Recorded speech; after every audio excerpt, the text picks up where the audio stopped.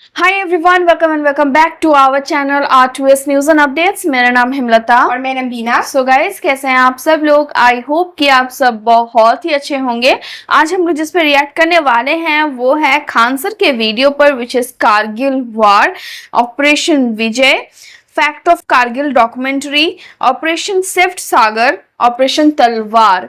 Okay so guys, video इन तक देखिएगा। अच्छा लगे लाइक कर देना, शेयर कर देना, सब्सक्राइब कर देना हमारे चैनल को। और जी हाँ, वीडियो की लिंक आपको डिस्क्रिप्शन बॉक्स में मिल जाएगी, वो जाकर आप फटाफट चेक और कर लो। सो लेट नहीं करते, लेट्स गेट स्टार्टेड। और गाइस, ये एक सजेस्टेड वीडियो है ना? सजेस्टेड वीडियो है एंड आज 15th of August है। So happy independence day to everybody. And हम लोग ने सोचा कि आज का दिन बेस्ट होगा ये रिएक्ट करने के लिए। सो चलो स्टार्ट करते हैं। जय हिंद। इस वीडियो में हम कारगिल को कैसे जीता गया इसके बारे में डिटेल से समझेंगे कि क्या था थल सेना का विजय ऑपरेशन और वायुसेना का सफेद सागर ऑपरेशन और नौसेना का ऑपरेशन तलवार। इन तीनों ऑपरेशन के द्वारा किस तरह से पाकिस्तान को हर मोर्चे पर घेर लिया गया, जिस वजह से पाकिस्तान पूरी तरह पीछे हटने से मजबूर हो गया। 1998 में परमाणु बम के सफल परीक्षण के बाद भारत और पाकिस्तान दोनों ही एक परमाणु संपन्न देश थे। दो परमाणु संपन्न देशों के बीच यदि युद्ध होता है तो ये काफी घातक हो सकते हैं। इसलिए इसको समझते हुए और काफी दूरदर्शी सोच रखने वाले हमारे प्रधानमंत्री अटल बिहारी वाजपेयी 21 फरवरी 1999 को बस द्वारा दिल्ली से लाहौर के लिए रवाना हुए और एक लाहौर समझौते पर हस्ताक्षर हुआ 21 फरवरी 1999 को।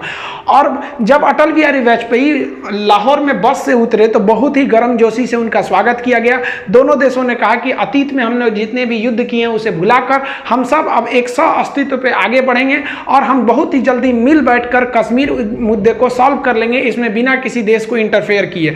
अटल बिहारी वाजपेयी को 21 तोपों की सलामी दी गई, लेकिन कोई भी हिंदुस्तानी ये नहीं जान रहा था कि ये 21 तोपों की जो सलामी दी जा रही है भारत के प्रधानमंत्री के सम्मान में, ठीक 3 महीने बाद यानी मई में यही तोपें भारतीय सैनिकों के सीने पर गिरेंगी। लाहौर में जब हमारे प्रधानमंत्री अटल बिहारी वाजपेयी थे तो उस समय पाकिस्तान के जनरल परवेज मुशर्रफ ये कह रहे थे कि हम उन्हें सैल्यूट नहीं करेंगे। भाई मत करिए ना, तुम्हारे सैल्यूट के हम लोग भूखे हैं। लेकिन ये जो था, ये आदमी इतना बड़का, ये इसको तो इसी के देश में फांसी की सजा हुई है। इसने खुद अपने प्रधानमंत्री नवाज शरीफ का तख्ता पलट करके खुद राष्ट्रपति बन गया था वहां पे। तो ये इसने क्या किया, एक प्लान बनाया, ऑपरेशन बद्र, अल बद्र प्लान बनाया। और इसमें ना कई जनरल थे, 4-5 लोग, यही लोग मेन थे। इनमें सबसे महत्वपूर्ण जो थे वो तो एकदम ये तो था ही भाई, ये जनरल ही थे परवेज मुशर्रफ। और यहाँ पे चीफ ऑफ जो जनरल स्टाफ थे अजीज खान और यहाँ मेजर जनरल जावेद हसन। ऐसा कहा जाता है कि पूरा जावेद हसन ने ही रूपरेखा तैयार किया था। हालांकि इतने लोगों का योगदान था कारगिल में। ये लोग चाहते थे कि जो शिमला एग्रीमेंट के बाद ये हुआ था, हम लोग में एक आपसी सहमति थी कि करगिल का जो एरिया है वहां टेम्परेचर -30 -40 चला जाता है, इतना ठंड हो जाता है। तो हम लोग क्या करते थे, अक्टूबर के बाद हम भी अपनी पोस्ट बंकर को छोड़ के चले जाते थे और पाकिस्तान भी चला जाता था। फिर हम लोग जाते थे मई जून के महीने में। तो पाकिस्तान ने प्लान बनाया कि 1999 में हम क्या करेंगे, अपनी जो जैसे भारत पीछे हटेगा, पाकिस्तान ने कहा कि हम लोग तो पीछे नहीं हटेंगे और उल्टे अपनी फौज भेज देंगे, उन बंकरों में घुसा देंगे जो भारत खाली करके गया है, और उन्हें हम क्या करेंगे, पूरी हथियार सप्लाई A to Z दे देंगे। ये ऑपरेशन अल बद्र में चल रहा था। इसको आप मैथ से समझिए ध्यान से। ये जो आप लाइनिंग देख रहे हैं ये आपका एक्चुअली POK है, पाक ऑक्युपाइड कश्मीर। पाक ऑक्युपाइड कश्मीर का ये जो एरिया है, यहाँ से हम लोग, ये जिला जो आता है वो कारगिल जिला आता है। एक्चुअली लड़ाई जो थी वो कारगिल जिले में थी, वो 4 सेक्टर में थी। उसको एक्चुअली जिला कारगिल होने की वजह से उसका नाम कारगिल दे दिया। देखिए ये लाइन ऑफ कंट्रोल जो है, यहाँ से श्रीनगर से लेह तक एक सड़क जाता है 1A, नेशनल हाईवे 1A। अब पाकिस्तान का जो प्लानिंग क्या था कि ये हाईवे को हमको कैसे भी काट देना है। ये हाईवे काटने का 2 मकसद था। एक हाईवे को यहाँ से काट दीजिए और एक एरिया से, ताकि यहां से कोई सियाचिन में ना जा सके।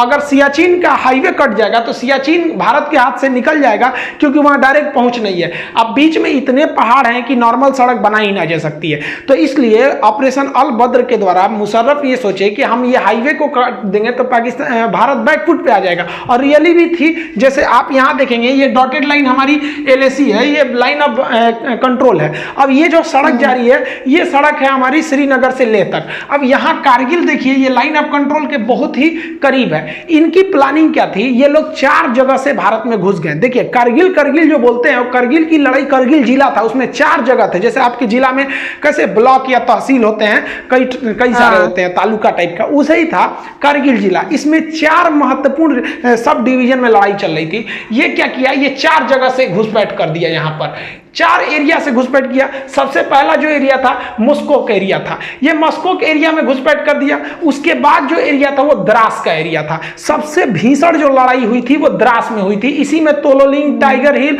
और .5140 इसमें सब आते थे सब ये। तो ये वाला एरिया हो गया द्रास, और इसके बाद ये वाला एरिया हो गया काक्सर। काक्सर का एरिया जो था वो एक्चुअली बैकअप के लिए इन लोगों ने यूज किया था। और काक्सर के बाद ये बटालिक एरिया, बटालिक सबसे लास्ट में था। अब आप बताइए बटालिक क्यों किया गया था, क्योंकि बटालिक पे अगर कब्जा हो जाएगा तो हम सियाचिन नहीं जा पाएंगे। तो आप देख रहे हैं ये चारों पॉइंट एक्चुअली कारगिल में आ रहे थे, इसलिए इसको नाम दे दिया गया कारगिल का युद्ध। लेकिन कारगिल का युद्ध में जो सबसे भीषण एरिया जगह युद्ध हुआ था वो था द्रास में। तो अब हम लोग एक एक करके समझते हैं कि आखिर ये लड़ाइयां कैसे कैसे हुई थी। देखिए ये पहाड़ी एरिया है, यहाँ इंडस्ट्रीज नहीं है, यहाँ पर पशुपालन ज्यादा होता है। तो एक याक पहाड़ी जीव होते हैं, पहाड़ी पशु है, तो याक चरा रहे थे लोग। तो ये तासी नाम दयाल नाम के एक व्यक्ति का याक खो गया था। वो उसे ढूंढने गया और दूरबीन में देखा तो उसको दिखाई दिया कि कुछ लोग पत्थर को खोद रहे हैं और वहां छुपने की जगह बना रहे हैं, बंकर बना रहे हैं। और वो दाढ़ी वगैरह रखे तो समझ गया कि भाई ये पाकिस्तानी है। ये भागा भागा आया, आर्मी को बताया कि भाई वहां ऐसी ऐसी घुसपैठ हो रही है। तो आर्मी ने देखा तो भाई आर्मी को भी हलचल दिखाई दी, हेलीकॉप्टर से सर्वे लिखा गया तो भारत को भी पता चला कि भाई यहाँ पे घुसपैठ है। तो इसके लिए पेट्रोलिंग पार्टी, पेट्रोलिंग मतलब होता है जांच के लिए, पेट्रोलिंग पार्टी भेजी गई 5 मई को। 5 मई को भेजा गया पेट्रोलिंग पार्टी में 4 से 5 जवानों को वहां पर घुसपैठी। चारों से एक्चुअली पहाड़ पे आप चढ़ रहे होते हैं, वहां पहले से वो छुप के बैठे होते हैं, तो वो आराम से आपके ऊपर शूट कर सकते हैं। हमारे सैनिकों को उन लोगों ने मार दिया, हमारे सैनिक शहीद हो गए। इसके बाद जो हुआ वो एकदम भयानक हो गया। ये 9 मई को सीधा हमारा कारगिल के जिला पर, अब जैसे कारगिल का कई एरिया है, जैसे मस्कोक है, द्रास है, बटालिक है, काक्सर है, तो ये 4-5 अलग है, छोटे छोटे डिवीजन है। लेकिन एकदम मेन जिला पे ही कारगिल जिला में आके पाकिस्तानी आर्मी का एक तोप का गोला गिरा और भारत का जो एमुनेशन डिपो था जहां गोला बारूद रखा था पूरा वही उड़ा दिया। और एक झटके में भारत को 127 करोड़ का लॉस हो गया।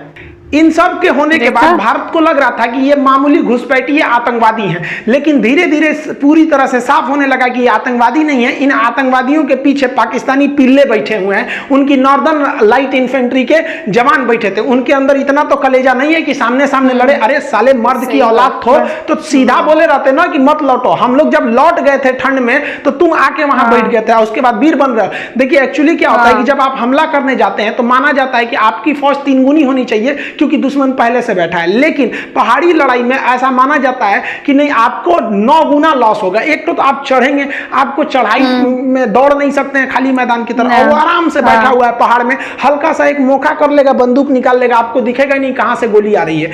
अब भारत के सामने यही बड़ी समस्या थी, कैसे कैसे हमला किया जाएगा। तो ये टोटल का एरिया देखिए कारगिल है, तो इसमें हम लोग जो देख रहे थे ये वाला एरिया जो है ये मस्कोक है, इसके बाद ये द्रास है। तो मेन जो झमेला था वही वो द्रास में था, क्योंकि द्रास जो है हाईवे के एकदम करीब में भी करीब का एरिया था, और यहाँ की जो पहाड़ियां थी वो काफी ऊंची थी, जिससे कि नेशनल हाईवे नंबर 1 पर कौन जा रहा है आराम से देखा जा सकता था। पाकिस्तान इतना डोमिनेंस कर लिया था कि नेशनल हाईवे नंबर 1 पर आप एक स्कूटर नहीं ले जा सकते थे बिना उनके हिसाब से, क्योंकि वो आराम से गोली मार सकते थे, सर पे गोली मारते थे एकदम टीप के वो सब। तो भारत को यहाँ पे बहुत बड़ा डिसएडवांटेज था, ये भारत की इंटेलिजेंस फेलियर थी, ये पूरी तरह से आके इन पहाड़ियों पे बैठ गए। अब ये जो आपका द्रास का एरिया दिख रहा है, ये भले इतना छोटा यहाँ दिख रहा है, अब ये देखिए पूरा का पूरा एरिया द्रास है। अब भारत ने अपनी थल सेना का ऑपरेशन विजय चालू किया 19 मई को, ऑफिशियली इसी दिन से युद्ध स्टार्ट हो गई। अब हम लोगों ने कहा कि भैया एक टुकड़ी द्रास में भेजते हैं, कुछ यहाँ पे मस्कोक एरिया में, यहाँ पे काक्सर में, और ये वाला एरिया जो आपका बटालिक है यहाँ पे भी भेजते हैं। भीषण लड़ाई हो गई आपकी द्रास में, चूंकि द्रास का एरिया बहुत ऊंचा पे था। अब यहाँ 3-4 ऐसे जगह थे जहां पे कब्जा करना जरूरी था, जैसे तोलोलिंग हो गया, टाइगर हिल हो गया, पॉइंट, मतलब देखिए यहाँ पे बहुत छोटे छोटे पहाड़ी भी हैं सब लाइन से, तो इसका अलग अलग नाम ना देके सेना के मानचित्र में उसका नाम दे दिया गया .5140, और एक और पॉइंट है .4590। ऐसे कई ठो पहाड़ियां हैं सब, ये पूरा मिला देते हैं ना तो ये एरिया बनता है द्रास।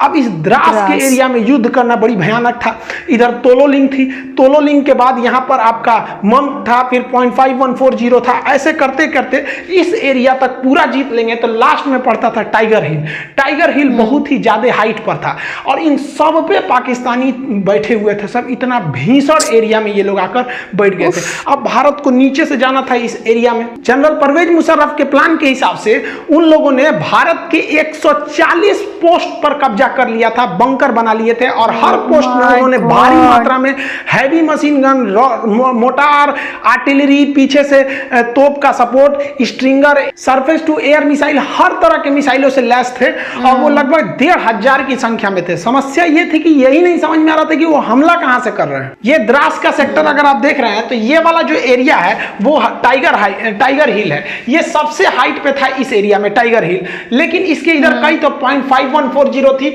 यहां पर आपने सुना होगा विक्रम बत्रा, दिल मांगे मोर। तो ये लोग इस एरिया में ना जो हमारे राजपूताना राइफल थी, ग्रेनेडियर थी, जम्मू कश्मीर राइफल थे, जाट रेजिमेंट के सैनिक थे, गोरखा थे, कई सारे पूरी भारत के हर एरिया से फौज को लगाया गया था। तो यहां पर बेसिकली ग्रेनेडियर थे, राजपूत राइफल थे और जम्मू कश्मीर राइफल के जवान थे। तो ये इस एरिया से गए। पहले ये लोग यहां से गए, तोलोलिंग पे कब्जा किया, तोलोलिंग के बाद कई छोटे छोटे पॉइंट पर कब्जा किया, तोलोलिंग के बाद सेकंड हाइट पे जा था .5141 था, यहां कब्जा किया गया।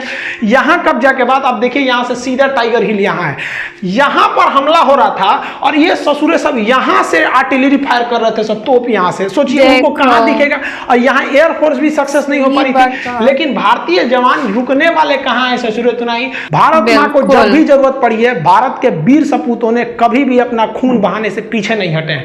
भारतीय सैनिक जब .5141 पे कब्जा किए तो यहां से नीचे उतरते वक्त भी बहुत ज्यादा यहां से भीषण फायरिंग हो रही थी। यहीं पे बहुत सारे फौजी हमारे शहीद हो गए। फिर प्लान बनाया गया कि हम लोग इस डायरेक्शन से उतर के कुछ उस डायरेक्शन से तीनों ओर से घेरा जाए हम लोग टाइगर हिल के ऊपर। तीन ओर से टाइगर हिल को घेर के अब फिर भारत ने टाइगर हिल पर अपना तिरंगा लहरा दिया था।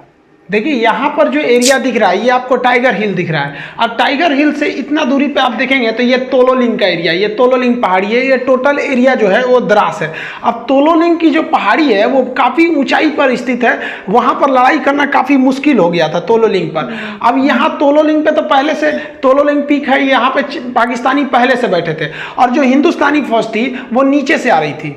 अब हिंदुस्तानी फौज नीचे से जब चढ़ रही थी तो ये जो पाकिस्तानी थे इस साइड में अपनी आर्टिलरी गन रखे थे, यहां से हमला कर देते थे। तोलोलिंग की ऊंचाई से ये पूरे एरिया पे डोमिनेट करते थे। ये एरिया नीचे होने की वजह से हम लोग जब द्रास से ऊपर चढ़ना चालू किए तोलोलिंग पे तो ये सीधा हमला कर देते थे। फिर भी भारतीय सूरवीरों ने किसी भी तरह इस मुश्किल चोटी के ऊपर चढ़ान किया। तोलोलिंग को जीतने के बाद इसके अगल बगल में देखेंगे तो कई सारी पहाड़ियां हैं जिन्हें अलग अलग पॉइंट के नाम पे जानते हैं, जिसे हम कहते हैं .5140। इस तरह से छोटी छोटी पहाड़ियां थी। इन पहाड़ियों को पार करने के बाद अब देखिए इतनी दुर्गम में पहाड़ियों में जा जाके लड़ाई लड़ना था और दुश्मन यहाँ पर 100 से ज्यादा पोस्ट बना के, बंकर बना के वहां पर गुफा टाइप का उसमें छुपा हुआ था। हमारे सैनिकों को दिखता भी नहीं था स्पष्ट कि उनकी लोकेशन कहाँ है। ये पार करके इस एरिया की जो सबसे ऊंची चोटी थी वो थी टाइगर हिल। द्रास के तोलोलिंग और उसके छोटे पहाड़ियों पे जीतने के बाद अब इस एरिया का सबसे ऊंचा पहाड़ आप देख रहे हैं ये टाइगर हिल। इसको फतह करना बहुत ही मुश्किल था। टाइगर हिल पे हमारे जो जम्मू कश्मीर राइफल, जो राजपूताना राइफल रही, हमारी जो ग्रेनेडियर्स, इनकी पोस्ट पहुंची फौज पूरी तरह से। अब ये इतना सीधा चढ़ाई पे और यहाँ से ये लोग टोटल एरिया डोमिनेट कर रहे थे। इस वजह से इंडिया को जो थी कैजुअलिटी ज्यादा हो गई क्योंकि ये पहाड़ पर वो पहले से छुपे हुए थे। एक तो इतनी ऊंचाई थी। अब आप सोचिए जो कुतुब मीनार है वो 240 यानी लगभग 250 फीट की ऊंचाई पर है और ये लड़ाई चल रही थी 18,000 फीट। आप 250 फीट कुतुब मीनार चढ़िएगा तो थक जाते हैं। ये 18,000 फीट पर दुश्मनों का आमना सामना मुकाबला था। उसमें से तो पाकिस्तानियों की फौज पीछे से तोप से फायरिंग कर रही थी, इनडायरेक्टली मोटार तोप, हैवी मशीन गन इत्यादि से। और इनको छुपने में एक सहायता होती थी क्योंकि रूल है कि जो ऊंचाई पर रहता है उन्हें युद्ध में ज्यादा फायदा मिलता है। इसीलिए टाइगर हिल को 3 ओर से घेर लिया गया। तीनों ओर से घेरने के बाद जब टाइगर हिल पर कब्जा हुआ तो समझने लगा कि भैया द्रास का एरिया जो है ना अब पूरी तरह से इंडिया के डोमिनेंस में था, लेकिन बाकी बटालिक सेक्टर वगैरह में अभी भी घुसपैठ बनी हुई थी। लेकिन ये टाइगर हिल जीतने के बाद भारतीय सैनिकों का मनोबल भी टाइगर हिल से ज्यादा ऊंचा उठ गया था। करगिल की लड़ाई में सबसे निर्णायक अगर किसी हथियार ने अगर साथ दिया था तो वो बफोर्स तोप ने साथ दिया था। बफोर्स तोप ने इतना भयानक बम्बार्डमेंट किया था कि पाकिस्तानियों को समझ में नहीं आ रहा था कि कहां से ये हमला हो रहा है। जबकि आपको याद होगा तो जब राजीव गांधी की सरकार थी तो इनको बहुत सारे इल्जाम लगाए गए थे कि बफोर्स में घोटाला हुआ है, क्या हुआ है। लेकिन जब युद्ध के मैदान में जब बफोर्स अपने रियल मैदान में उतरा तो जितने विरोधी थे जो ये बोल रहे थे कि राजीव गांधी ने घोटाला किया है, उन लोग का एकदम मुंह बंद हो गया, क्योंकि ये एकदम पिन पॉइंट निशाना मारता था, एकदम टीप के। और जबकि पाकिस्तानी को समझ में नहीं आता है मार कैसे रहा है। हम किसी अलग वीडियो में आपको बता देंगे कि तोप से कैसे निशाना बनाया जाता है। एक्चुअली उसके लिए 8 फिगर आर्टिलरी निकाली जाती है 4 फिगर के हिसाब से। तो वो 4 फिगर 8 फिगर के हिसाब से इसको निकाल के मारा जाता है। 40 किलोमीटर रेंज होता है। 40 किलोमीटर तो दिखता भी नहीं है, ये फिगर के हिसाब से मारा जाता है, नक्शा के हिसाब से। वैसे ही हमारे यहाँ राफेल खराब है, राफेल खराब है। अभी चाइना से युद्ध हो जाएगा तो सबको समझ में आ जाएगा कि राफेल क्या है। तो हमारे यहाँ ना देखो भाई, किसी की भी सरकार रही, विपक्ष में बैठे हो तो मतलब सरकार को गरियाओ। एक तरह से कह लीजिए तो ये हमारे पॉलिटिक्स का एक परंपरा है कि विपक्ष में बैठे हो तो सरकार को गरियाओ। उस वक्त बफोर्स के लिए आप राजीव गांधी को गरिया रहे थे, अभी आप राफेल के लिए नरेंद्र मोदी को गरियाओ। तो आप ये नहीं कह सकते कि गाली किसी एक पार्टी ने सुना है, यहाँ सब पार्टी गाली सुनती है, भले वो कुछ भी करे। आर्टिलरी गन के बाद वायुसेना ने भी अपना ऑपरेशन सफेद सागर चालू कर दिया। 26 मई 1999 को ऑपरेशन सफेद सागर को ऑफिशियली लॉन्च कर दिया गया और इसके लिए भारतीय वायुसेना ने अगले ही दिन यानी 27 मई को, ये भारतीय वायुसेना के लिए बहुत खराब दिन एक तरह से कह सकते हैं, तो क्योंकि यह इस वक्त भारतीय वायुसेना को कई सारे झटके लगे। उन्होंने अपना मिग 27 विमान को उड़ाया जो वहां पे पहाड़ी क्षेत्र में गया और इसमें टेक्निकली खराबी आ गई थी। ये हालांकि पाकिस्तानी कहते हैं कि उन्हें मारकर गिरा दिया गया था। टेक्निकली खराबी आने की वजह से इसके जो पायलट थे नचिकेता, वो क्या किए, पैराशूट से ड्रॉप किए और गलती से उनका पैराशूट जो है लाइन ऑफ कंट्रोल के उस साइड गिर गया, पाकिस्तान साइड में। बाद में पाकिस्तान ने भारत के दबाव में लौटा दिया, जैसे अभिनंदन जी के साथ मामला हुआ था। लेकिन तब तक ये तो बात का मैटर है कि जब लौटाया था, लेकिन उस वक्त तो किसी को पता ही नहीं चल रही थी 27 मई को कि कहां गए। इनका कोई रडार से सिग्नल भी गायब हो गया था। तो इनके पीछे निकले थे मिग 21 लेके अजय अहलुवालिया। अजय अहलुवालिया साहब गए थे सर्च करने के लिए, तो ये काफी लो हाइट से उड़ान भर रहे थे क्योंकि इनको खोजना था अपने साथी नचिकेता का विमान। लेकिन इन्हीं पर तुरंत पाकिस्तानियों ने स्टिंगर मिसाइल से हमला कर दिया। अब सोचिए किसी आतंकवादी के पास मिसाइल होता है, स्टिंगर मिसाइल। ये चोट्टा पाकिस्तानी था, दुनिया में कह रहा है कि मतलब हमारी फौज नहीं है। अरे हिजड़ो कहीं कि तुम्हारी फौज नहीं है। एक तो लड़का हमारे वीडियो पे कमेंट किया कि दुनिया का सबसे बड़ा आतंकवादी देश भारत है। इस ससुरा पाकिस्तानी ऐसा कमेंट करता, हमको तो हंसी ही नहीं छूट कर, हम रिप्लाई कौन सी करे, चोट्टा कहीं का, तू सबसे बड़का है हम लोग को बोल रहा है। तो आतंकवादियों ने अजय अहलुवालिया के विमान पर स्टिंगर मिसाइल से हमला कर दिया। स्टिंगर मिसाइल से जब हमला किया तो ये इन्होंने सीट एजेक्शन का बटन दबाया। इसके बाद सीट एजेक्शन हो जाता है, हम राफेल के वीडियो में आपको सब समझा दिए थे। और उसके बाद जब ये पैराशूट से नीचे उतरे तो ये पाकिस्तानियों ने हैवी मशीन गन से फायरिंग किया। आसमान से अजय अहलुवालिया के शरीर के टुकड़े गिर रहे थे, वहां पर एकदम निर्मम हत्या कर दी गई। ये वायुसेना का एक बहुत बड़ा कह लीजिए तो एक काला दिन था। वायुसेना ने सोची कि हम अपने हेलीकॉप्टरों का प्रयोग करेंगे, क्योंकि फाइटर जो होते हैं बहुत तेज रफ्तार से निकल जाते हैं, दुश्मन कहाँ छुपा है पता ही नहीं चलता है। और हेलीकॉप्टर जो होते हैं वो थोड़े धीरे स्पीड से होते हैं और एक जगह रुक भी सकते हैं। लेकिन भारत के साथ समस्या क्या था, जो उसके Mi-24 या Mi-35 जैसे भीषण लड़ाकू हेलीकॉप्टर थे, ये सब के पास जो लड़ाकू हेलीकॉप्टर थे ये इनके पास हथियार ज़्यादा होता है, लेकिन इनकी लोड इतने भयानक थी कि ये उतना हाइट पर उड़ नहीं सकते हैं। ये केवल 10,000 फीट की ऊंचाई पर ये उड़ सकते हैं। लेकिन वहाँ तो लड़ाई हो रही थी 18,000 फीट की ऊंचाई पर। सोचिए 18,000 फीट, कुतुब मीनार 250 फीट की ऊंचाई पर, वो 18,000 फीट की ऊंचाई पर। अब क्या किया जाए, तो भारत ने अपना Mi-17 जो हेलीकॉप्टर था, जो सवारी ले जाने वाला हेलीकॉप्टर था, जिसमें कोई भी मिसाइल नहीं लोड किया जा सकता है, तो भारतीय वायुसेना के इंजीनियरों ने इसमें क्या किया, अलग से मिसाइल ले जाने के लिए पॉट जोड़ दिया। आप यहां देखिए इसमें कोई पॉट नहीं है, लेकिन यही हेलीकॉप्टर में यहां पे आपको रॉकेट ले जाने के लिए पॉट जोड़ दिया गया। लेकिन इसमें एक खराबी थी, जो हमारे 4 Mi हेलीकॉप्टर थे, इसके पास आती हुई मिसाइलों के, क्योंकि पहले जो 2 विमान थे उन पर तो मिसाइल अटैक हो गया था, स्ट्रिंगर मिसाइल कंधे पे रख के मार दिया जाता है, तो ये लोग स्ट्रिंगर मिसाइल से बचने के लिए एक फ्लेयर का प्रयोग करते हैं। वो आग का गोला होता है, एक्चुअली स्ट्रिंगर मिसाइल जो होती है वो गर्मी को सूंघ के आती है, तो गर्मी को सूंघ के आती है, तो ये क्या करते हैं, जब इनको पता चल जाता है कि हमारे ऊपर स्ट्रिंगर मिसाइल आ रही है, तो वो आग का गोला फेंकने लगते हैं, जिसका जो इंफ्रारेड को मिसाइलों को अपनी ओर खींच लेता है, ये बच के निकल जाते हैं। तो भारत के जो हेलीकॉप्टर थे 4 में से तीसरा जो हेलीकॉप्टर था उसमें ये फ्लेयर वाला सिस्टम था वो नहीं लगाया गया था, और यही खतरा हो भी गया। हमारा पहला हेलीकॉप्टर बम बरसा के आ गया, फ्लेयर से बच गया, दूसरा भी फ्लेयर छोड़ के बच गया, बम बरसाया, लेकिन तीसरा जो जहाज था वो भीषण हमला किया, और उसके पास फ्लेयर भी नहीं था, लेकिन इतने हमारे वायुसेना के पायलट बहादुर कि वो नीचे जहाज को लाया, एकदम एक्यूरेट हमला किया।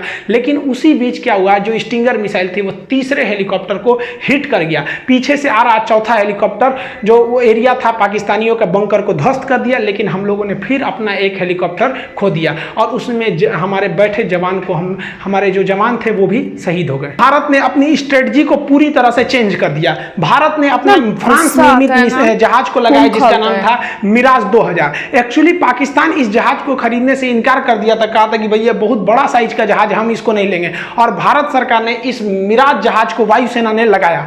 ये मिराज जहाज जो लेजर गाइडेड बम से हमला करते थे, तो ये सबसे बड़ा, आप कहिए तो वायुसेना का जो ऑपरेशन सफेद सागर था उसमें सबसे निर्णायक भूमिका मिराज 2000 लगाया। ये तो पाकिस्तान में घुस के पाकिस्तानियों का बलात्कार कर दिया, ऊपर से ही मारा, इतना हमला किया कि कमर टूट गई कारगिल की लड़ाई में। कह रहे थे कि बहुत बड़ा साइज है, बहुत बड़ा साइज है, तो बढ़िया से तो धोबो किया है। और अभी याद रखो इसका बाप आ रहा है, बाप इसी का मिराज 2000 का राफेल पुरान हो गया, तगड़ा अभी और है। लेकिन वायुसेना को एक बात का और डर था कि 1965 की लड़ाई में हम लोगों ने एक छोटा सा हमला किया था, जिसके बदले में पाकिस्तानी वायुसेना ने भीषण हमला कर दिया।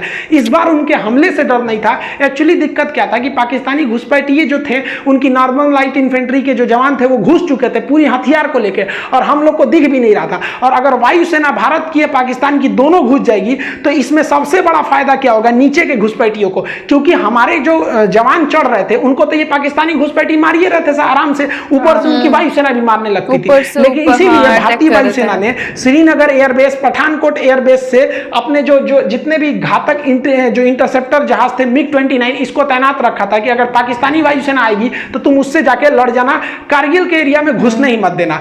इसी बीच सबसे भीषण घटना हुई थी भाई 24 जून 1999 को। हमारे 2 जगुआर जहाज जो थे वो रेकी पे निकले हुए थे।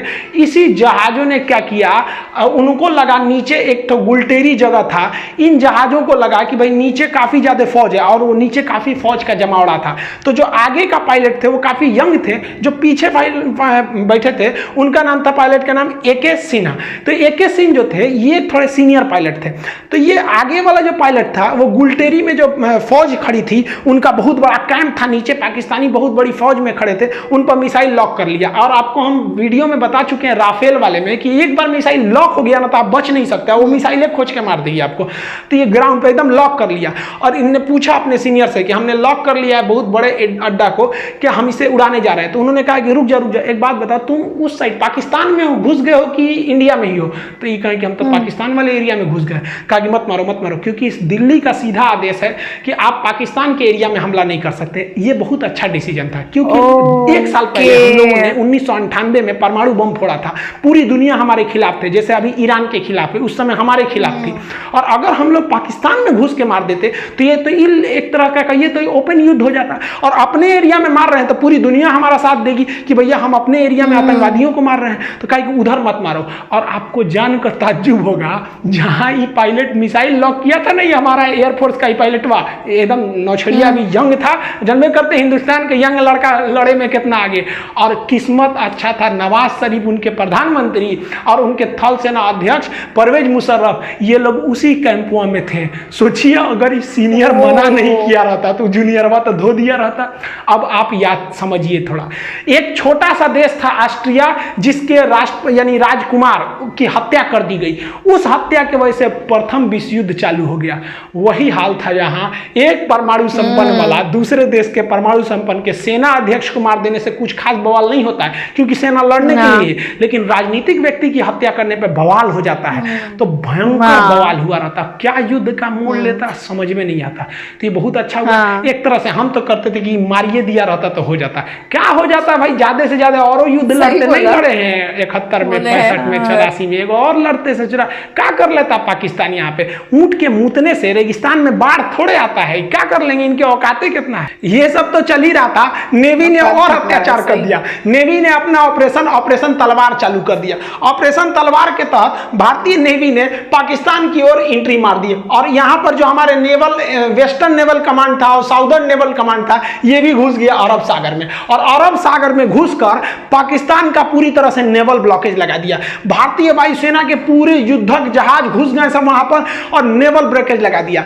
भारतीय नौसेना ने ऐसे मिसाइल मारा, जो पाकिस्तानी जहाज थे उनके बगल में मिसाइल जानबूझ के मारता था, जो उनके मर्चेंट वाले जहाज थे, जो उनका पेट्रोलियम लाने वाला था, सारा जहाज उधर ही रुक गया कि ना हम ना जाएंगे, नेवी उधर मार रही है। पूरी तरह से पाकिस्तान का इतना भयानक नेवल ब्लॉकेज था कि पाकिस्तान के पास केवल 6 दिन का पेट्रोलियम बचा था, नहीं तो उसके बाद उन लोग गाड़ी चलाते, लोग चलाओ ससुरा तुम्हारा पास, इतना भयानक काम किया था। तो नेवी के रोल को भी हमें भूलना नहीं चाहिए। पाकिस्तान जो है वो मदद मांगने के लिए चला गया अमेरिका में। 4 जुलाई को अमेरिका में इंडिपेंडेंस डे के रूप में मनाया जाता है, तो वहाँ क्लिंटन साहब के पास पहुंच गया। एक्चुअली जो पाकिस्तान है ना, पहले अमेरिका का रखेल था, अभी वो चाइना का रखेल बन गया है। पहले वो अमेरिका से फसल था, तो अमेरिका से कहा कि सुनिए ना मदद करिए मेरा। अमेरिका के पास गया मदद करने के लिए, तो अमेरिका ने पूछ दिया नवाज शरीफ से, ये बताइए वो नॉर्दर्न इन्फेंट्री आपकी फौज घुसी है कि नहीं घुसी है। तो कहा कि हमरे फौज घुसी है, और ये चोट्टा घुसा दिया बिना हमरे बतैले। देखिए एक्चुअली होता क्या है कि पाकिस्तान में जो सेना होती है ना, प्रधानमंत्री की भी वैल्यू नहीं देती है।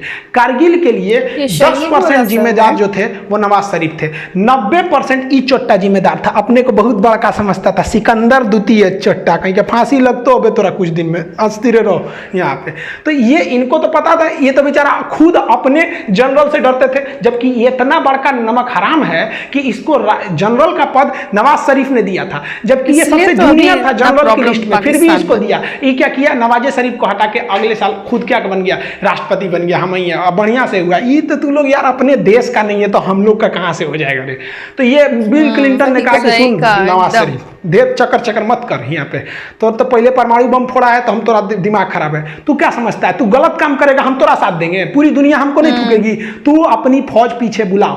तो ये लोग अकेले रूम में बात कर रहे थे, तो बाहर में पाकिस्तानी जो इनके साथ जो गए थे सब चमचा बेलचा, वो कहते कि हाँ नवाज शरीफ हैं, इनको तो अमेरिका वैल्यू देगा, रखेल को तो कोई वैल्यू देता है, मुंह लटका के नीचे आए हैं, अमेरिका वैल्यू नहीं दिया, चलो फौज वापस बुलाओ। तब तक पगला ये चाइना गया था मदद करने कि हमको मदद कीजिए यहाँ पर। तब तक भारतीय जो थे सब टेलीकॉम वाले इसका बतिया रिकॉर्ड कर लिया सब, और भारत के अटल बिहारी वाजपेयी और जसवंत सिंह इन्होंने प्रेस कॉन्फ्रेंस में वो टेप सुना दिया कि ससुरा चाइना में कह रहा है कि हमारी फौज घुसी हुई है, और यहाँ एक्सेप्ट कर लिया। यानी दुनिया के मैटर पे ये तो चौपट हो गए। लेकिन ये चोट्टा हटने का नाम नहीं ले रहा था, क्योंकि ये चाहता था कि हम चुनाव लड़े यहाँ पर। बताइए हमारी सेना कितनी बेहतरीन होती है, सर्जिकल स्ट्राइक करके आई तो मोदी जी बोलने लगे कि हमारी सेना की है, हमारी सेना की है, नेता कहने लगे सब मारे, लेकिन फौज ने कभी नहीं कहा। बहादुरी यही होती है भाई, बहादुर की पहचान जंग के मैदान में होती है, मीडिया में नहीं होती है।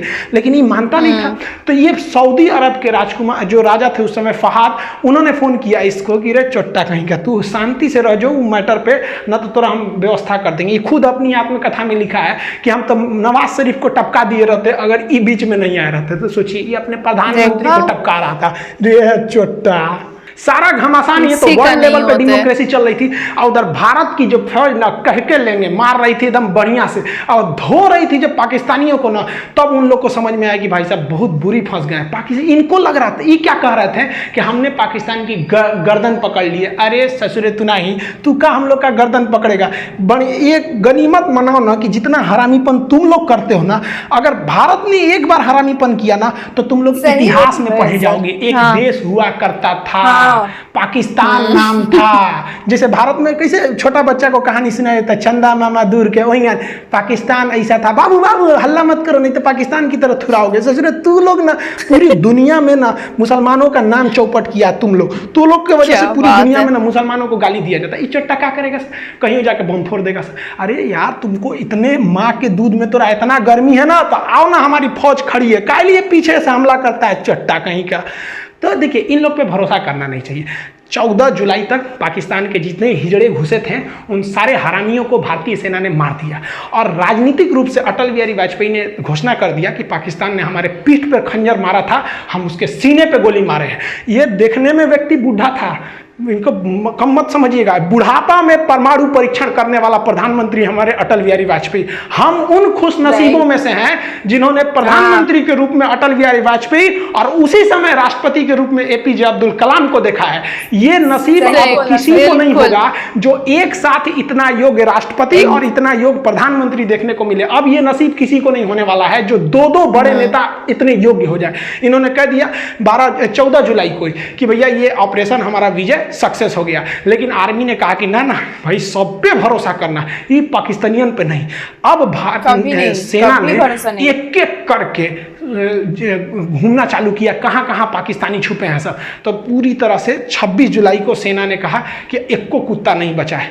इस ससुरा सब लाश लेने नहीं आया था अपनी फौज का, कह रहा था कि हमारी फौज नहीं है, जबकि जेब में आई कार्ड था कि पाकिस्तानी आर्मी नॉर्दर्न इन्फेंट्री। ससुरा कहीं अरे लाश तो ले जाते यार, हम लोग लाश दे सकते थे।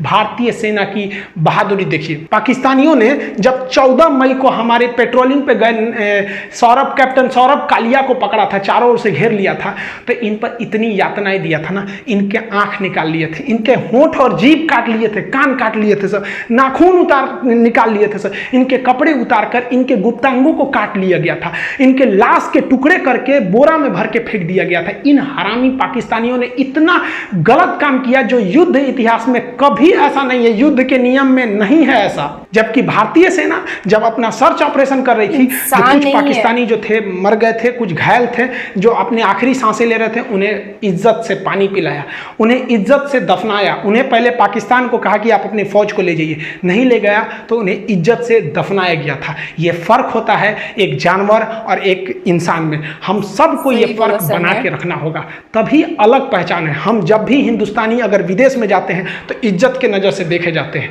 और ये पाकिस्तानी जब भी जाएंगे शक के नजर से देखा जाएगा। 4 बार सिक्योरिटी जांच होगा कि चोट्टा बम लेके तो नहीं आया है। ये इंसानियत बरकरार रहना है। दुश्मनी की आड़ में हमें पाकिस्तान से बेहतर बनना है, न कि पाकिस्तान से खराब बनना है। ये इंसानियत हमारी सेना की बरकरार रहनी चाहिए जो उनके अंदर कूट कूट के भरा है। इस लड़ाई में घाटा क्या हुआ? पाकिस्तान के कई सैनिक मारे गए, अमेरिका से उनका रिश्ता खराब हुआ, पूरी दुनिया का पाकिस्तान के ऊपर से फेथ खत्म हुआ, पूरी दुनिया को लग गया कि ये जम्मू कश्मीर और सियाचिन पर रास्ता रोकना चाहते थे, तो क्या रोकेगा हम लोग का। इन लोग की डिप्लोमेसी फेलियर हो गई, और सबसे बड़ा जो घाटा लगा इन लोग को, वो इनके आर्मी में कोऑर्डिनेशन ही नहीं था। इनके वायुसेना को पता ही नहीं था, नौसेना को पता नहीं था कि कारगिल में युद्ध होने वाला है। ये तो सोच रहा है बस इसका मन बढ़ ही था, ये कर दिया। लेकिन भारत की अगर बात करेंगे तो भारत के साथ भी कई समस्याएं थी। पहला कि भारत के लिए वेदर एकदम खराब था, मौसम पूरी तरह खराब था, हाइट इतनी ज्यादा थी कि हम लोग हाइट पे चढ़ रहे थे तो हाइट की वजह से प्रॉब्लम हम लोग को फेस हो रहा था युद्ध के वक्त में, और ऑक्सीजन वहां कम हो जा रहा था, और हम लोग तो रेडी ही नहीं थे लड़ाई के लिए। और अचानक हो गया, कौन रेडी रहेगा भैया। फरवरी में हम लोग मिलने गए, हमारे राष्ट्रपति हमारे अटल बिहारी वाजपेयी वहां जाके प्रधानमंत्री से गले मिलने, हमको क्या पता तुम खंजर घोंप देगा यहाँ पे। और जो हमारे लिए सबसे बड़ा फेलियर है, हम तो कहते हैं कि पाकिस्तानी की आर्मी जिम्मेदार है, लेकिन हमारे देश के इंटेलिजेंस भी जिम्मेदार है। तुम जासूस किस काम करे कि तुमको ये पता नहीं चल रहा है कि पाकिस्तान की हजारों फौज घुस गई, वो आर्टिलरी लेके चले आए, एमुनेशन लेके चले आए, मिसाइल लेके घुस गए, हमारी फौज चुपचाप मुंह देख रही है। फौज तो बहादुरी से लड़ी है, जासूस थे सब, इंटेलिजेंस, वो चोट्टे कहां मर गए थे सब। और ये हमेशा से यही होता है। 1962 की लड़ाई हम लोग को मुंह की खानी पड़ी यही जासूसों की वजह से। 1984 में ये ससुरे सियाचिन में घुस गए थे, फिर भी कुछ नहीं हुआ। अरे सब छोड़िए, 2008 में देखिए ना, मुंबई में जब हमला हुआ तो हमारे जासूसों को पता ही नहीं था कि कजमल के साथ घुस गया, हमला कर दिया, चोट्टा सरकारी नौकरी लेना है, कोनो काम का नहीं है सब अधिकारी। इनको ले आके हम तो रहते ना वहां पे, हमारे पास पावर रहता ना, हम तो जितने अधिकारी है ना ससुर दुश्मन को जिस तरह से पाकिस्तानियों को भूने थे ना उस तरह भून देते सर। तुम क्या कर रहा है, क्योंकि हम युद्ध जीत सकते हैं। हमारे इतिहास में एक और शौर्य गाथा लिखी जा सकती है, लेकिन उन माओं की गोद जो सुनी हो गई करगिल की लड़ाई में, उन्हें हम कभी नहीं लौटा सकते हैं उन चोट्टे जासूस इंटेलिजेंस वालों की वजह से। बस नौकरी हो गया ना, सरकारी नौकरी, अब कौन जरूरत है जासूसी करने का। मेहरारू संगे घूमो, हम लोग हाँ कैसी हो देश भाड़ में जाए। आज के वक्त में देखेंगे तो काफी तकलीफ होता है। आप कभी फौज में जाइएगा ना, वहां पर जो हिंदू मुस्लिम सिख ईसाई इनके जो पूजा स्थल होते हैं ना एक पास होते हैं, वहीं पर आपको नमाज पढ़ना है, उसी के बगल में पूजा करना है, वहीं पे गुरुद्वारा में जाना है। एक ही होता है कैंपस, उसी में सब होता है। और यहाँ हम लोग मरे जाते हैं, तुम हिंदू तुम मुस्लिम तो ये अरे यार क्या करे, तो कुछ तो सिखों से सीखना चाहिए। या ये they are born for others, ये दूसरों के लिए जन्म, इतनी सेवा करते हैं ये समाज की जिसका कोई हद नहीं। काफी तकलीफ होता है जब इतनी बहादुरी से हमारे जो फौजी जो देश पे लड़ते हैं, हमारे देश के अंदर कुछ मामूली नेता के चक्कर में हम लोग आपस में लड़ लेते हैं। हम एक बात बताइए, मेरा ये वाला हाथ काटिए या ये हाथ काटिए, तकलीफ तो हमें होगी ना। तो हिंदुस्तान के किसी भी धर्म का व्यक्ति मरे, तकलीफ तो भारत माँ को होगी। हमें इस बार काफी तकलीफ हुआ। एक्चुअली हम 6 जुलाई को हम पटना गए हुए थे।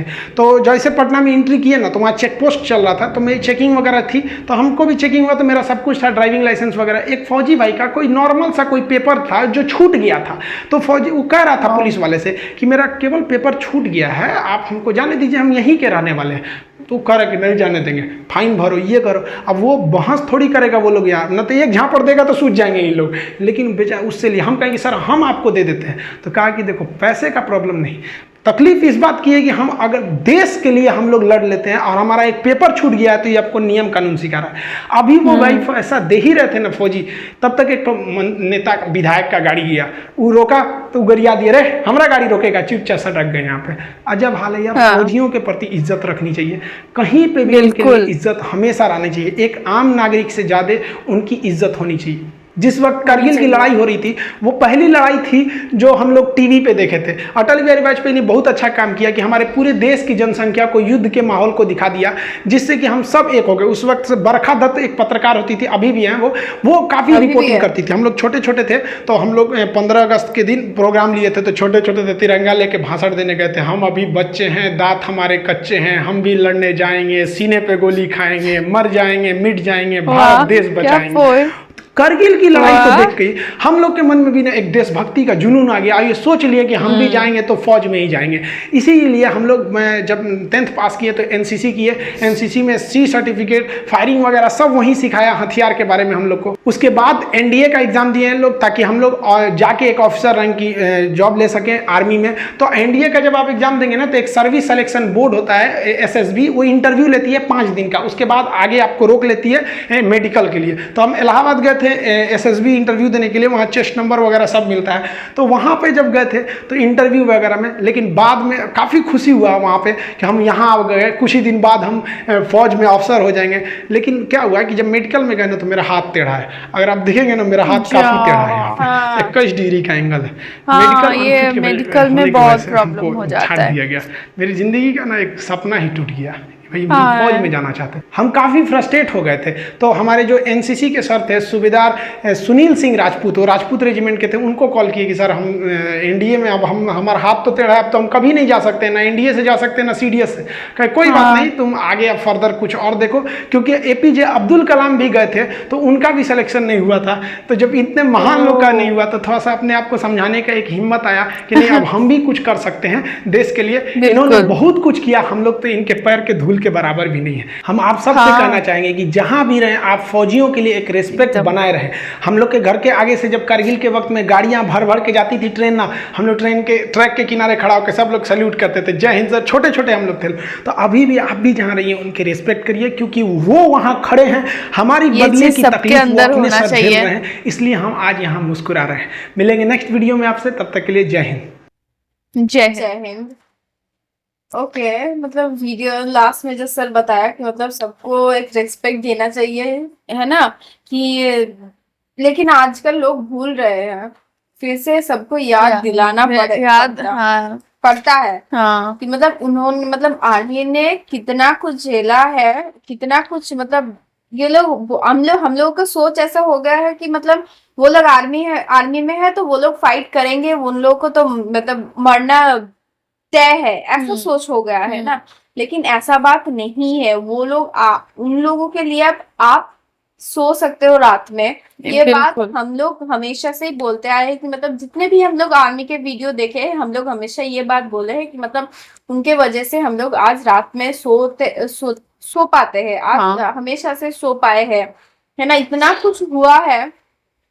एंड आज हम लोग ये वीडियो आज बना रहे हैं इंडिपेंडेंस डे के दिन स्पेशल। हाँ, क्योंकि मतलब आफ्टर इंडिपेंडेंस भी कितना हमारा स्ट्रगल गया है वो याद रखना चाहिए, है ना। बिल्कुल रखना चाहिए। इंडिपेंडेंस डे का तो हम लोग को पता है, लेकिन उसके बाद भी कितना स्ट्रगल गया है, कितना कुछ देश को झेलना पड़ा है, कितना बैक स्टैबिंग हुआ है इंडिया के ऊपर, ये सब याद रखना चाहिए। ये लोग पाकिस्तान मतलब कितने गंदे लोग हैं। सामने से बोलते हैं कि मतलब कि हम लोग ऐसे दोस्ती करेंगे और दोस्ती के नाम पे वो लोग अपना पोस्ट छोड़ के, मतलब अपना जगह को जो कैंप है उन लोग का, वो छोड़ के उतने ठंड में नीचे आए हैं। तो ये लोग पीछे से घुस गए हैं, पीछे से घुस गए। हाँ, अरे ये लोग सर ने जो बात कहा ना कि मतलब सही कह रही है। ये लोग तो अपनों के नहीं होते, क्योंकि उन लोगों का प्राइम मिनिस्टर एक बात कर रहे हैं, उन लोग का मतलब मिलिट्री आर्मी के लोग जो है वो अलग बात है। क्या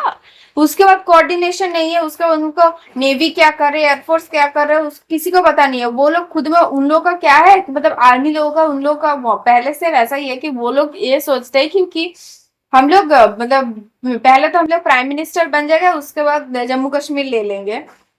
हाँ, है ना। हाँ, ये कश्मीर का जो पार्ट है वो वहां पे ले लेंगे।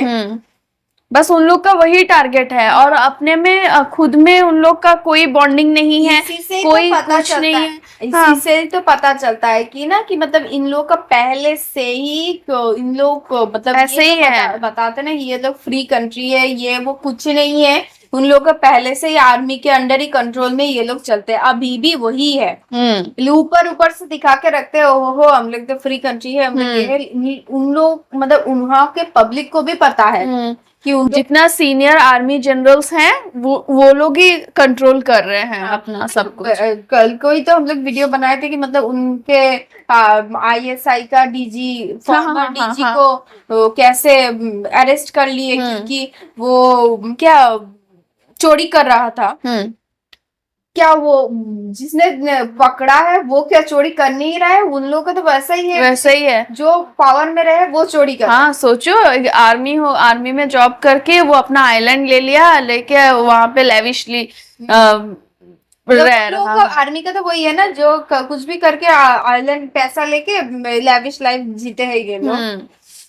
सोचो मतलब इस टाइम पे ये सोच रहा था जिसका ये जो इसका फांसी हुआ, तो इसको देख के आर्मी लोग का प्लान थोड़ा सा चेंज हो गया पाकिस्तान का, कि हम लोग कंट्रोल में रखेंगे, दुनिया को दिखाएंगे कि हमारा इलेक्टेड गवर्नमेंट है, लेकिन ये सब ढोंग के लिए कि पीछे से हम लोग ही कंट्रोल करेंगे। क्योंकि फांसी हो गया ना, इसको देख के ये लोग प्लान थोड़ा सा इधर उधर किया, लेकिन उनका मतलब जो रियल आइडियोलॉजी है वो चेंज नहीं हुआ है। तब इंडिया प्रिपेयर नहीं था, फिर उसमें इंडिया फाइट किया, तो अभी तो इंडिया प्रिपेयर है। तो इंडिया उन लोग का तो वो लोग तो जानते हैं, तभी जानते थे कि हम लोग सामने से लड़ नहीं पाएंगे। उन लोग का ऐसा ही है कि पीछे से करो, वार करो, हमेशा ऐसे ही। वो लोग जानते कि वो लोग सामने से नहीं कर सकते। हिल्स पे बैठे हैं, मतलब कैसे वो लोग हिल्स पे पहुंच गए और इंडिया के आर्मी नीचे है, तो वो लोग को तो इजीली वो लोग टारगेट कर पा रहे हैं। वो लोग तो आर्मी थे, वो लोग बता रहे कि ये टेररिस्ट है। सामने से एग्री नहीं करेंगे, लेकिन वो लोग एक्चुअल में आर्मी थे, इतना सारे सब कुछ लेके आए, उससे मिसाइल किसी टेररिस्ट के पास होता है ऐसे। मतलब ये लोग सच में सामने से, मतलब इन लोगों का दम नहीं है, बिल्कुल भी दम नहीं है इन लोगों का सामने से पीछे से अटैक करना होता है इन लोगों को। क्या बोले, मेरा तो बहुत दुख लगता है, मुझे बहुत खराब लगता है जब इंडियन आर्मी के ऊपर ये होता है ना कि जब वो लोग शहीद होते हैं एज एन इंडियन, ये इतना बुरा लगता है ना अपने अंदर ही कि मतलब ये कैसे हो गया, क्यों हुआ। क्या कितने गंदे तरह से उनका उनके कैसे सच में लास्ट में जो सोल्जर के बारे में बताया ना कि मतलब वो जो उसको कैसे काटा गया, कैसा कितना कुछ आंख निकाल दिया, मतलब मुंह काट दिया, प्राइवेट पार्ट्स काट दिया, क्या क्या। उफ। ये लोग इंसान नहीं है, इंसान नहीं है, सच में इंसान नहीं है। कोई इंसान ऐसा काम कर नहीं सकता। आर्मी में अगर आपको अगर आपको प्रॉब्लम है, मतलब आपको दुश्मन भी हो, तो आप अपने दुश्मन के साथ ऐसा काम नहीं कर सकते। इन लोग का कितना घटिया दिमाग है, कितना घटिया दिमाग है कि ये लोग ऐसे करते हैं। हाँ, अरे देखो ना, उन लोग का फौज जो मारे गए, ठीक है, वो लोग तो वो भी लेने के लिए नहीं इन आए, लोग का लाश लेने के लिए नहीं आए। बिल्कुल। उन लोग क्या बोल सकते हो। और डर है ना, उनके अंदर तो डर है ना, क्योंकि उन लोगों को पता है एटलीस्ट कि हमारा इंडिया ऐसा नहीं है। वही तो, इसीलिए तो वो उन लोग आर्मी बोलो, लोग ही ऐसा है उन लोगों का। क्या बोलेंगे, हमारा आर्मी कभी भी ऐसे पॉलिटिक्स में कभी इन्वॉल्व नहीं होता। उन लोगों का तो मेन मोटिव ही था ना कि मतलब वो जो रूलिंग पार्टी था, पीएम था, उसको गिरा के वो ऐसे कश्मीर भी लेंगे, जम्मू कश्मीर भी लेंगे और गद्दी भी लेंगे। उन लोगों का तो ऐसे आइडिया रहता है इन लोगों का। चलो, सो गाइज, वीडियो बहुत इंफॉर्मेटिव, बहुत नॉलेजेबल वीडियो था, बहुत इंफॉर्मेटिव वीडियो था। हम लोग का जो मतलब ये सब वीडियोस देखना मतलब खुद को रिमाइंड करवाना कि ऐसा हुआ है हमारे साथ। सबको देखना चाहिए, बार बार देखना चाहिए। हाँ, बार- अपने अंदर रखना चाहिए कि आज हमारा इंडिया इस पोजीशन पे है, तो इसके लिए उसको कितना स्ट्रगल झेलना पड़ा है। आज हम लोग इतना सेफ हैं, तो हम लोग कैसे इतना सेफ हैं, राइट। सो हम लोग को जानना चाहिए। सो यही था हमारा रिएक्शन। आपको कैसा लगा आप हमें कमेंट में जरूर बताइएगा। अगर यहाँ तक वीडियो देख रहे हैं, thank you so much for watching our video. अच्छा लगा लाइक कर दो, शेयर कर दो, सब्सक्राइब कर दीजिए हमारे चैनल को। ओरिजिनल वीडियो की लिंक आपको डिस्क्रिप्शन बॉक्स में मिल जाएगी, जरूर से चेकआउट कर लीजिएगा। एंड चलो मिलते हैं नेक्स्ट वीडियो में। बाय। जय हिंद। जय हिंद।